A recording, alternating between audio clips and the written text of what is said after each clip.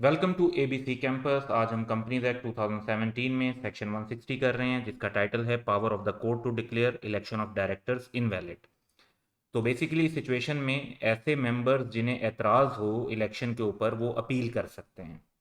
तो जाहिर बात है कि इलेक्शन होता है डायरेक्टर्स का, उसके अंदर वोटिंग हो रही होती है। उस वोटिंग के अंदर कुछ लोग इलेक्ट हो जाते हैं, तो कुछ लोगों को एतराज़ होता है कि जी वोटिंग ठीक नहीं हुई, या जो इलेक्शन का प्रोसीजर था उसकी रिजल्ट की अनाउंसमेंट ठीक नहीं हुई, या कोई भी और इरेगुलरिटी अगर हो जाती है तो उसके ऊपर वो अपील कर सकते हैं कोर्ट में।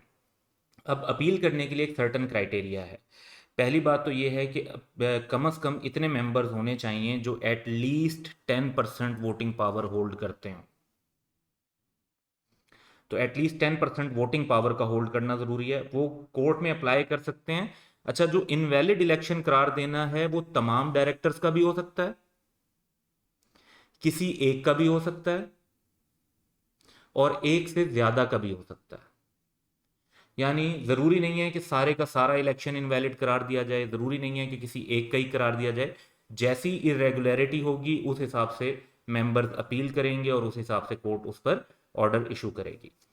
अब 10% वोटिंग पावर का क्राइटेरिया तो एक क्राइटेरिया हो गया, दूसरा भी क्राइटेरिया है और वो है टाइम लिमिट, कि ऐसी अपील इलेक्शन के 30 डेज के अंदर अंदर होनी चाहिए, within 30 days of the date of election.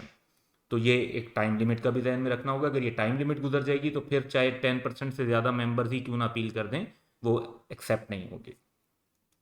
अब ये भी ज़रूरी नहीं है कि अपील की जाए तो कोर्ट उनकी फेवर में ही डिसीजन दे।